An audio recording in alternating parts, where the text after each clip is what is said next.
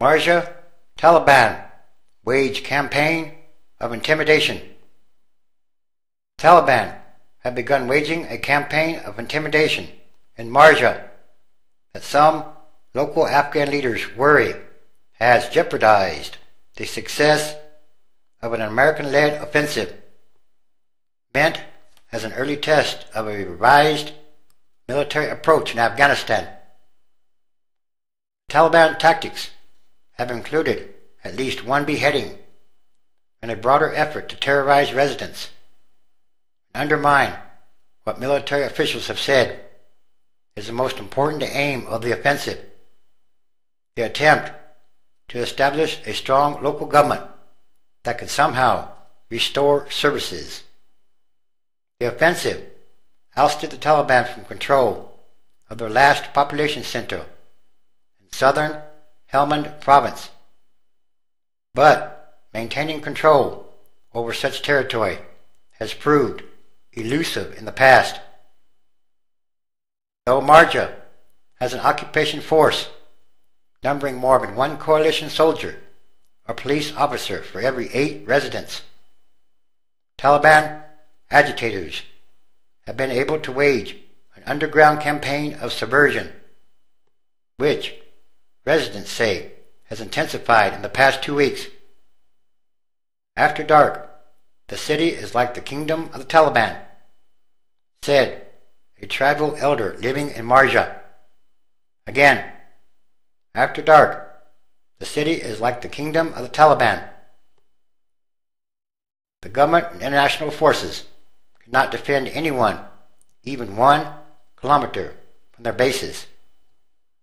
The new governor of Marja said the militants were now holding meetings in randomly selected homes roughly every other night, gathering residents together and demanding that they turn over the names of anyone cooperating with the authorities. The mayor said the Taliban also regularly issued night letters posted at mosques or on utility poles warning against such collaboration, and often intimidated residents into providing them with shelter and food, even in densely populated neighborhoods of the city, which has a population of 80,000. They are threatening and intimidating these people who are cooperating, he said in a telephone interview. They have been involved in the area for a long time, and they know how to intimidate people. They threaten them with beheadings, cutting off hands and feet, all the things they did when they were the government. More than 6,000 American soldiers, Marines, and British soldiers fought their way into Marja beginning February 13th, along with thousands of Afghan troops and police officers. Many others have reinforced the occupation since to protect an influx of Afghan officials and Western experts to build an effective government in Marja. That effort to win over the local population is at the heart of the American and Afghan government strategy. Journalists have still not been allowed to visit Marja independently. However, they must be embedded with the American military. Marja is meant to be a template for a similar campaign aimed for spring in neighboring Kandahar province, the Taliban's heartland. NATO and Marine Corps spokesmen did not immediately respond to requests for comment on the situation in Marja. The mayor said it was difficult for the authorities to counter the Taliban's campaign because the militants or insurgents are mostly moving around without guns, relying on fear rather than threats. If they are detained, they claim they are just ordinary citizens, he said. At the same time, they still have a lot of sympathy among the people. So in other words, the Taliban have learned how to wage war or a campaign without guns or weapons. How is that going to work? what has NATO really won? The mayor said it was impossible to estimate how many Taliban fighters remained in the city. It's like an anthole, he said. When you look into an anthole, who knows how many ants there are? Tribal elder declared that in his area, called Block 5, the Taliban had complete freedom of movement after dark. He said he believed that was true in many other parts of the city as well. He and the governor were among 5 community leaders in Marja who expressed similar concerns about the Taliban intimidation campaign.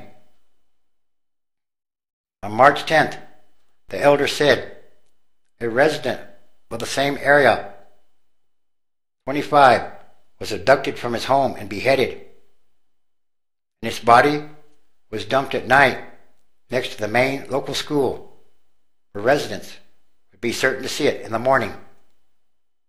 I saw his body myself, the elder said, adding that he had heard of other beheadings. The mayor dismissed reports of beheadings as rumors. The man, he maintained, was killed as a result of a personal dispute. However, he said there had been Taliban beatings, including that of a teacher at a new school who was severely beaten on Tuesday. An Afghan member of parliament for Marja and the surrounding district said he had heard reports from Marja elders visiting his office in Kabul this week of 2 beheadings of pro-government elders, both members of the government's Community Development Council. A spokesman for the Interior Ministry said the police in Marja had been told to investigate the beheading reports. We don't know if it's one person or many cases and many persons, but we are investigating, and we will soon have an answer, he said. The Marja elder also said there were many accounts of the Taliban forcing residents to attend night meetings, where they threatened retaliation against anyone cooperating with the government or NATO, and warned that anyone who took even a low-paying government job would have his earnings confiscated. The mayor said there are many accounts of such confiscations from new employees in government work programs. The elder said most people in Marja supported the government's efforts to restore control, but most were also afraid to challenge the Taliban. So in other words, the Taliban are still in Marja. I'm not saying the Taliban will win this war, he said. If the government could somehow strengthen their positions and create small bases all over town, close to one another, and then permanently patrol between these bases, perhaps they could get rid of the Taliban then. But also, the Taliban look like everybody else. They all have beards and turbans. Taliban and the Marja residents don't know what to do because it's impossible to distinguish them. If it goes on like this, I'm sure the situation will deteriorate and we'll find it's chaos there again. So, how had they won in Marja if the Taliban are still in the city, among the people? That should be a legitimate question. Because there's something much bigger going on here, something much more. These are more signs of the end times, transition days. Yes, transition is a continuing daily process. And these are more signs.